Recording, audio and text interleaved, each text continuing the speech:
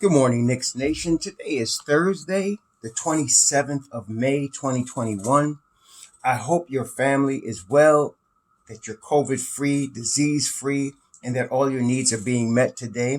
Blessings upon those that work in the healthcare field, those that have been really heroes during this last 12 months, especially working with diseased folks, trying to help those that are sick, trying to help those that can't help themselves, people that have been afflicted with various things, and they are helping them even at the risk of their own lives, helping strangers oftentimes they don't even know for the sake of just trying to save life. Blessings to them. Also blessings upon those that have been picking up garbage and continue to do so, even during this disease-filled era in which we live, risking their own lives for not enough pay to keep our places clean. And those that make deliveries and continue to do so, especially during this COVID, when restaurants could not have people sitting in them. You had people still delivering food, not only from restaurants, but also to grocery stores for our convenience. Blessings to them. Also, double blessings on those trying to deliver boys and girls and babies and men and women and teenagers from the clutches of sex slave operations and human trafficking going on in the billions of dollars in terms of films being made with this garbage on it. Blessings to those trying to deliver those people from those situations, and curses on those that support and work in those industries. Finally, blessings on those that are helping the homeless. 500,000 men, women, and children, veterans, and families on the streets that don't have a roof over their head today on the 27th of May, 2021 in the United States of America, and the numbers are growing. And upon that also, millions more around the world in even worse conditions, if you believe that. Blessings on those trying to help. Blessings on those that are in those conditions, for theirs is the kingdom. There was a basketball game last night. Our New York Knicks played in Madison Square Garden.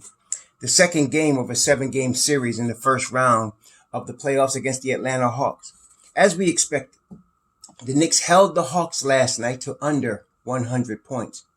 And they did a good job on Trae Young, but it was interesting. Trae Young still had 30 points, and he did not have a bad game, actually. Trae Young was 11 from 20 from the field, 4 of 7 from 3, 4 of 4 from the line. He had 30 points, very efficient, 7 assists. I would say that's a very good game, but he also had 5 turnovers.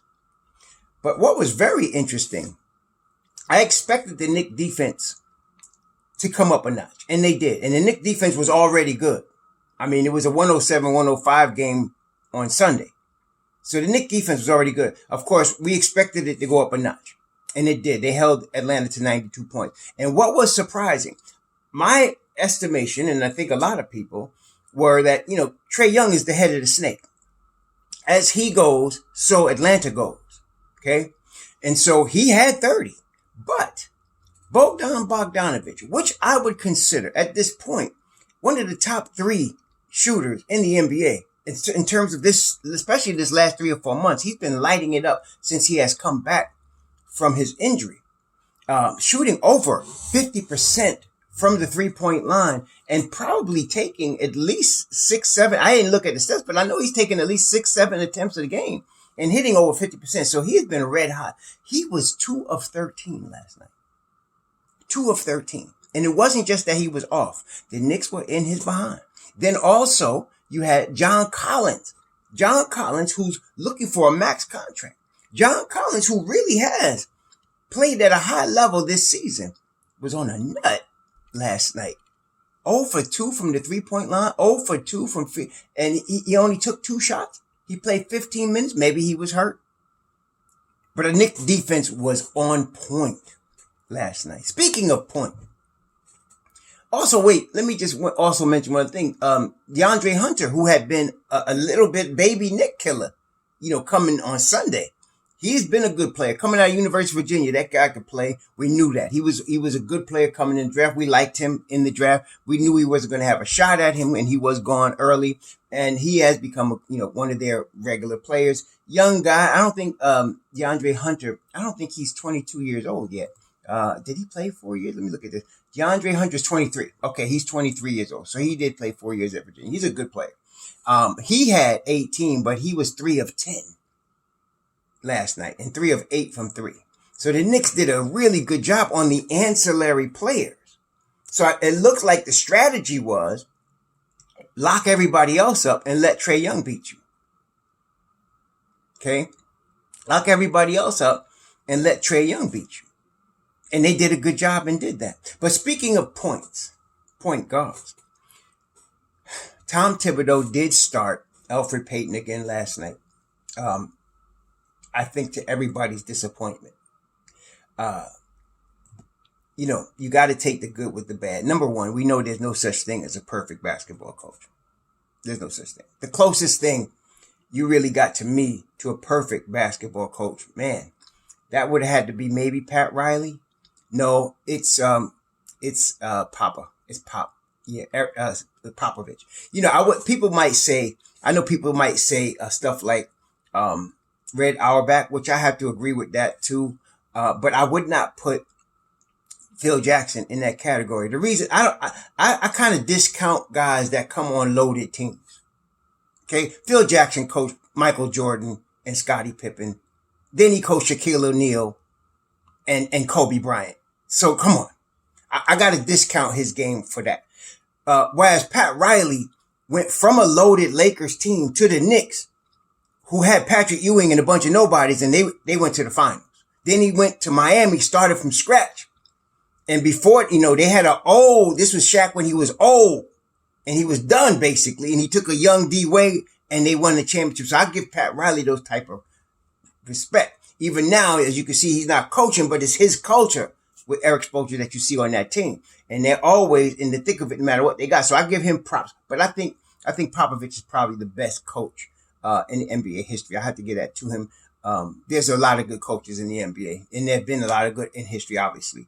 But Pop, you got to give it to him. No matter, you give him 5 scrubs, he's going to have them fighting for a playoff spot. That's just how he is, man. So there's no perfect coach. And Thibodeau, we know what we have with him. And I'm glad we have him. But one of his problems, if you want to call it that, is that he is stubbornly loyal to veteran players. And he is stubbornly sticks to his system. And his system, apparently, from what we have seen for ourselves now, is once he gets a rotation that he has decided on, which apparently I think it was probably by January he decided, he's sticking to that rotation unless somebody gets hurt. No matter how bad. And as he says, it's how the group plays together. So even though it appears to all of us that Elfrid Payton is the weak link in the starting 5, because of the Knicks' record with that starting 5, obviously, over the course of these seasons, finishing 4th in the East, he's going to, I hate when daggone commercials just jump up and I didn't ask for them. Anyway, he sticks with that rotation because the Knicks were 4th in the East with it. Now, last night, you can see one of the things that bothers us in Knicks Nation is that these commentators, now last night it was Shaq, Ernie Johnson, and I think it was Kenny that was giving them the analysis. You can see, I don't think Kenny was there because he wasn't that bad, but you can see they don't watch the Knicks. They don't know nothing about the Knicks because they were all, and Charles Barkley, oh my God, they didn't know, they were surprised that the Knicks bench was outscoring the Knicks starters. Now, if you watch the Knicks like we do, that's a normal thing. The Knicks bench always outscores, for the most part, the starters. They do.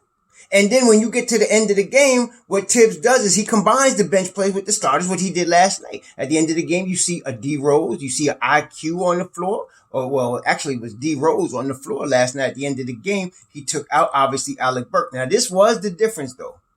If you notice, okay, generally the way Tibbs has been running this with the EP situation, he starts Payton, plays him lately it's been 5 minutes, but usually he will play him the first half of the first quarter and then take him out and put in whoever that he's putting in. Then you don't see him again, and then Payton will start the second half and go forward. But last night there was a slight change.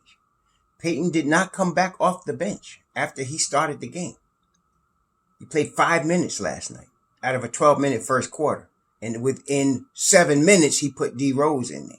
D Rose ended up playing 39 minutes last night and said that he's ready to go for some more. D Rose is in shape. Okay, this is the time you want to push him. So this is why it was good that he had D Rose coming off the bench the whole season, and D Rose wasn't being pushed on those minutes. And then he had that whole COVID thing. Actually, that ended up being a blessing in disguise, because now D Rose is over that COVID thing. You can push him for those heavy minutes. Okay, he could do it now. This is when you want it. Okay, so this kind of worked in our favor. But last night, he started D Rose in the second half. He did not bring Elfrid Payton back. And I kind of think you're going to see that going forward. I don't think he's going to change that. The only next change is to take Payton out the lineup. I don't think he's going to do that. As much as all of us want to see that, I don't think he's going to do that. I think just because of the continuity, he's going to keep Elfrid Payton in the starting lineup. But what's going on between both Thibodeau and the Knicks management and all of us in Knicks Nation who know basketball, it's being solidified that they're not going to bring him back next season. He is proving that. He's playing his way out of New York. That's what Elfrid Payton is doing. He's playing his way out of New York. Okay, so Tibbs are going to keep starting him, even if it's just for 5 minutes or 2 minutes or whatever it is, because that's been his starting five the whole season, and he's going to stick with that. It's hard for us to see, but he's going to do that. Then he's going to bring in D Rose or IQ or Burke, which he did all that last night. Okay, so that was excellent. As far as I like the fact that he started D Rose in the second half, even though I didn't like the fact that he started Payton. I thought Frank would get some minutes. Frank was a DNP, last night. People were talking about Pinson or Knox or Pell. You're not going to see those guys play in the playoff unless somebody's in serious foul trouble or somebody gets hurt. None of those guys are going to play. The next man up from the rotation is going to be Frank because of his defense. And you've seen that he used him for 32 seconds on Sunday. So that's just going to be the way it is. Okay. So, unless Taj and Noel can't play or one of them is hurt and you got to start the other one, you won't see Pell unless that happens. You're not going to see Pinson. You're not going to see Harper, and you're not going to see Knox. You're not going to see any of those guys. You definitely ain't seeing the cat from Argentina. Y'all should stop worried about these guys. You're not going to see them. Okay. The rotation is what you seen last night, with the exception of a Frank Ntilikina if he brings them in for defensive purposes. That's it. That's it. Now, the reason, of course, we know is largely Elfrid Payton. If Elfrid Payton wasn't there, you'd see more Frank. But like I said, Tibbs is loyal to his starters and his rotation once he gets in it. For good or for bad, this is our guy. Okay. So is he going to do what he does? He got us the 4th seed in the East. Let's not mess with him. Don't act like we, know more than him, because we don't. Anyway, their defense was on point last night.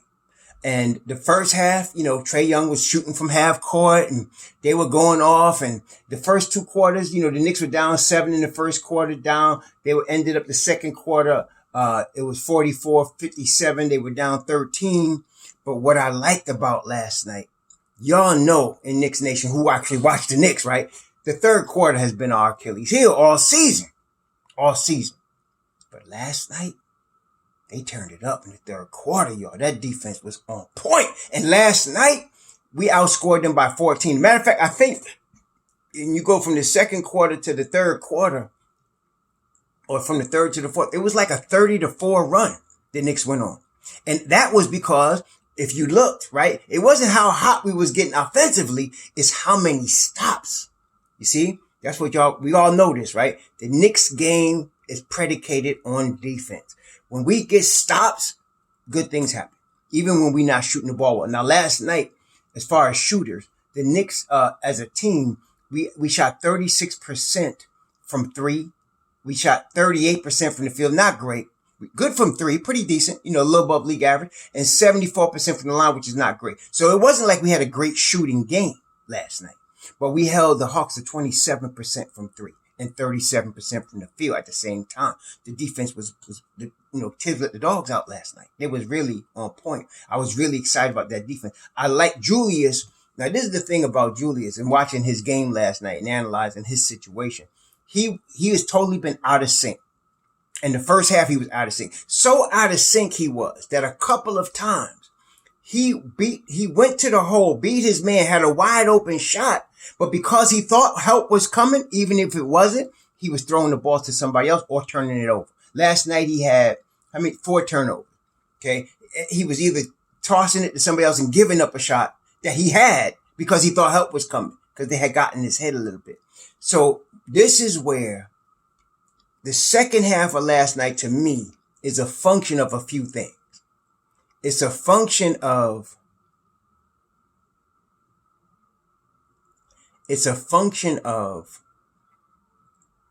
the coaching staff. And as much as we say how stubborn Tibbs is, and he has had a reputation for not listening to his assistants in his past, I think he has changed. Now, we talk about how a leopard can't change his spots, an Ethiopian can't change his skin according to the word of the Most High, but he has changed in that regard. I believe he's listening to Kenny Payne.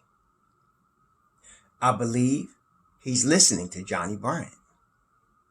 I believe he was listening to Mike Woodson.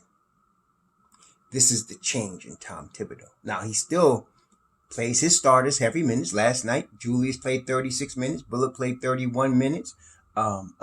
Barrett played 26. And then, of course, we mentioned D. Rose played 39. Burks played 30. Gibson played 30. You know, he played Toppin 12 last night. And Toppin played good last night. We're going to talk about Toppin and IQ in a second. But it's the coaching staff. Because there was a change in Julius in the second half. What we saw in the second half, he shot 5 of 16. He did shoot a little better in the second half, but what I saw was a focus on the boards. That's what I saw. A focus on only letting Atlanta have one shot. And so he ended up with 12 boards last night. And those were grown man rebounds in traffic with Capella trying to get him, you know, so that was important. He had 4 assists. He had a steal. He started focusing on the other aspects of the game instead of trying to force shots. That is the assistant coaches. I'm telling you, that's Kenny Payne. That's Johnny Bryant. That's the other, I forgot the Asian gentleman's name. That's an assistant to Tibbs. That's the assistant coaches. Okay. That's why we got such a squad, because we have not only we have a really good coach in Tom Thibodeau, we got a really good staff assistant. None of us wanted to lose Mike Woodson, but we still got a good crew. And that was the difference to me in how Randall's our universe. He's the center of our thing, man. He's our guy, right? So if he was going to continue to force shots and throw bad passes and let him get in his head, we might have been in trouble. But he didn't do that. He focused his game on getting the boards. D. Rose, Alec Burks, they started, and Bullock, they started taking up the slack offensively. It was beautiful. I really liked that win last night. I don't want to predict we're going to win, the next, whatever it is 1-1, we're going next 3 in a row. It's going to be a tough series. I told y'all this is going to be a war. This is not over like this. But what I liked about it is, now remember, this is Julius's first playoff, right? In 7 years. So, and of course, congratulations. It's no surprise that he's the most improved player. To me, the only shock was there were 2 votes for somebody else. There were 98 votes for Julius, and some knucklehead voted for some other guy. I don't know what they was thinking about. There's probably some hometown cat. Okay. But anyway, what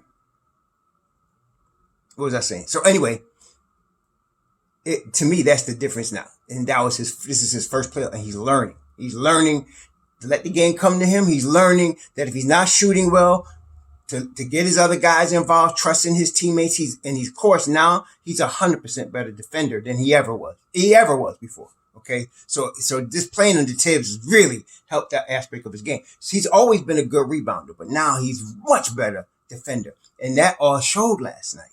Okay. Along with that, then he's supporting, he's trusting Bullock. He's trusting D. Rose. D. Rose is the perfect guy to bring on this team. The veteran, a legend, a first ballot Hall of Famer, one of the best finishers in the history of the NBA, a former MVP. If Randall's going to say, I'm going to defer to somebody, that's who you want. Now, I got to give props to Nerlens Noel and Taj Gibson. Last night, the New York Knicks, we out-rebounded them 54-41. But the big thing was on the offensive boards. I said, the Knicks is predicated on defense, and we need rebounding, but especially offensive rebound. Both rebounds are important. Limiting the opponent to one shot is important. But offensive rebounds these are the where you can win the game or lose the game. So last night, Atlanta had 6 offensive rebounds. The New York Knicks had 13 offensive boards. That's 13 second chance points. Okay. Now, not only that, of those 13, Gibson had 4, Nerlens had 3, Burks had 3. This is how we win basketball games. This is how we do it. Okay. Defense, rebounding, letting the game come to you, taking good shots. Even the shots they were missing in the second half, they were good shots. They weren't forced shots. Okay. And so you want that. I thought RJ was going to play a bigger role yesterday. I thought he was. But then when I saw the game, he looked like a 20-year-old kid but he's 20 and he looked like that last night. He didn't stink now. He played good. Now, RJ, he didn't shoot great. 5 of 14, 2 of 5 from 3, 8, but he had 8 boards. He had 8 rebounds. I'm expecting him. He's going to have a breakout game. RJ's going to do that in this series. Okay.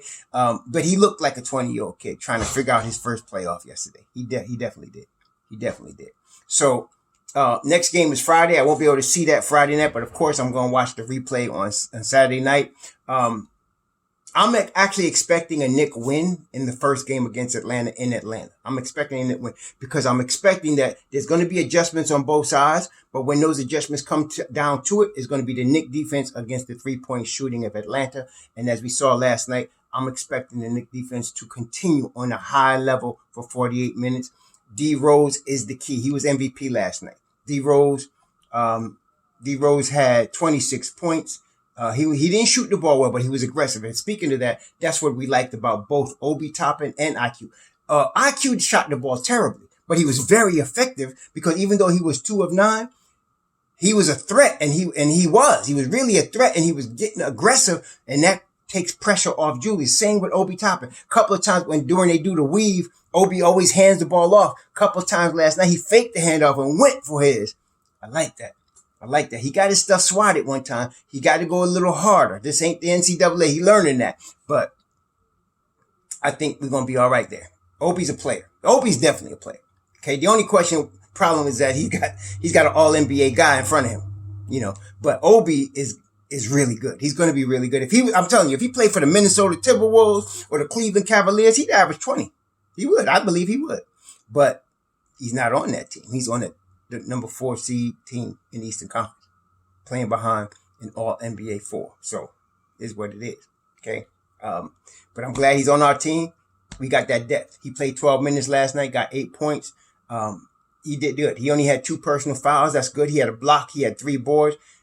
You can't ask for much more. Okay. 12 minutes, right? So Friday night, I'm expecting us to win a close game. This is going to be a close series. There ain't going to be no blowouts here. But I expect us to win. Please be safe. Shalom.